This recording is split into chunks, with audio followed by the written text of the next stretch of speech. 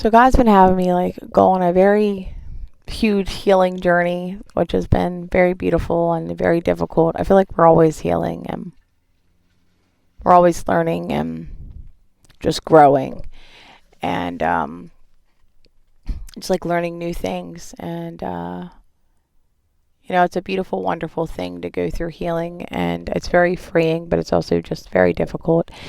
And sometimes it can be hard because the things, like mainly for me, it's hard because the people that you have to let go. I was the type of person that always wanted everybody to go with me, then learn not everybody can go with me where I'm going in life and where God's leading me. And if I were to bring them with me, it would just tear me down. If I were to bring them with me or keep them tagging along with me, I would never get to where I need to go and I would just be trapped. And so would my children. And in order to free myself, in order to free my children, in order for my kids not to battle what I've had to battle and to free the bloodline, I have to let a lot of people go, and not everyone's going to be able to go where you go. They're just not.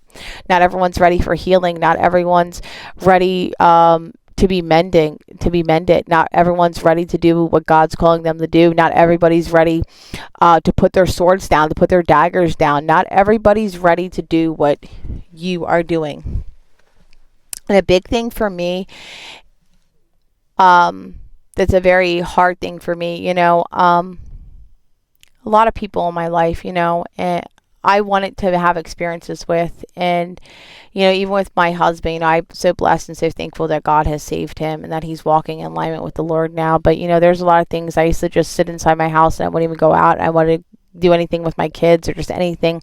I'd play with them, but I wouldn't do anything major because I used to think I don't want him to miss out on this. I don't want to make any memories without him. And, I feel like that with a lot of people. I just wanted memories with them. I always wanted people, but they didn't want me the way that I wanted them. And it's not that I needed people, it's that I wanted them. And, my mind and my heart has changed on who I want and what I want. And so at one time when I wanted people's support and I wanted people's help and I wanted people's love and I wanted a relationship with people and I wanted to laugh with them and have like life with them, that has just changed for me. I know everybody has healing that they have to go through and they have trauma and they're on their own walk, and I respect everybody's walk and I understand we're all in different levels, but see, you have to understand that we're all in different levels, and if your level doesn't align with mine, then we cross paths and that's it. And so I've had to learn to let people go and to let things go and to just accept people for exactly who they are and not overthink it, not overlook it, and just go, you just are who you are. And the giftings that I have allow me to see a lot in people.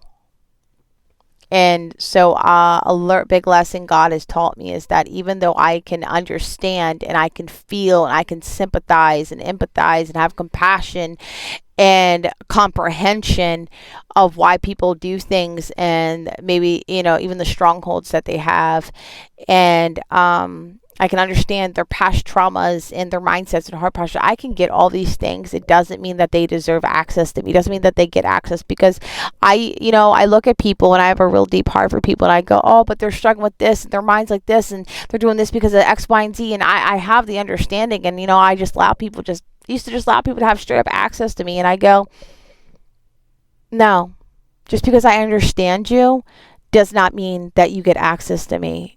Yeah, I can understand you. Yeah, I get why you do what you do. But allowing you to have access to me is going to hurt me. It's going to drain me. And I'm not going to be able to function the way that God has called me to be, because you're not even functioning in the way that God wants you to function, because you're not there yet. And so another big thing that I've had to also understand is people have hurt me in so many ways that they probably don't even understand yet, again, because they're not in their healing journey yet. And so I came to a place in my life where I go, people have hurt me so bad and people have seen me at my lowest and people watched me drown and they didn't even give me a hand. to help me out. They watched me drown and was like, yeah, I see you drowning. I just figured I'd let you be. I know you're having a hard time, but, you're fine. And so, in the Bible, it says that it is better to be in a house of mourning than it is in a house of celebration.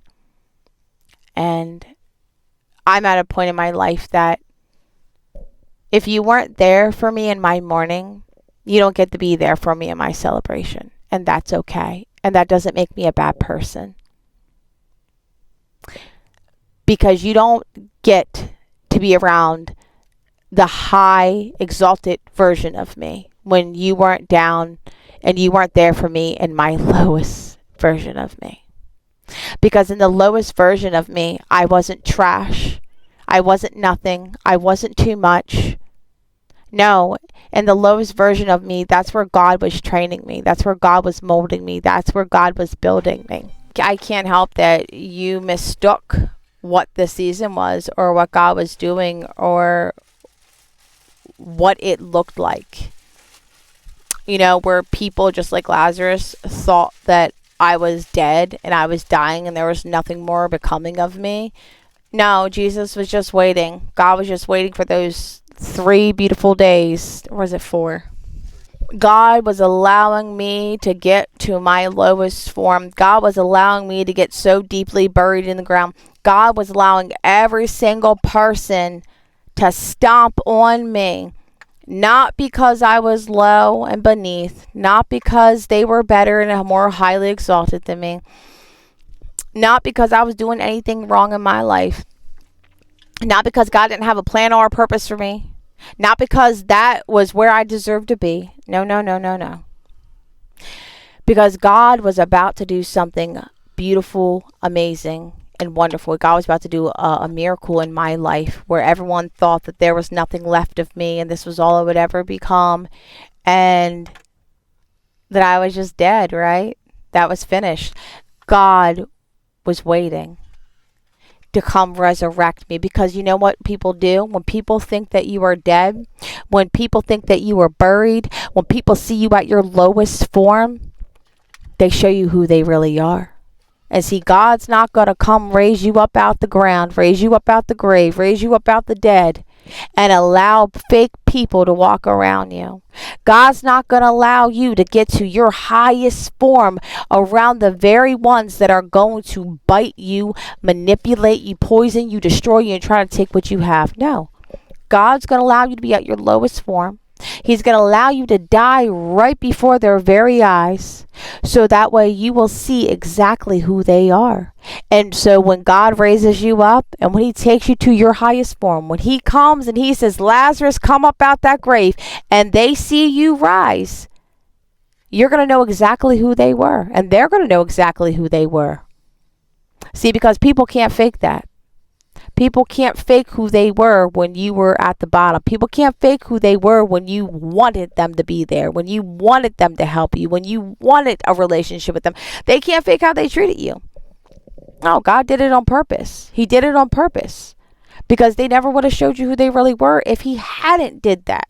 And it also taught you things. It taught me a lot of things, and I'm blessed for the lessons that I learned.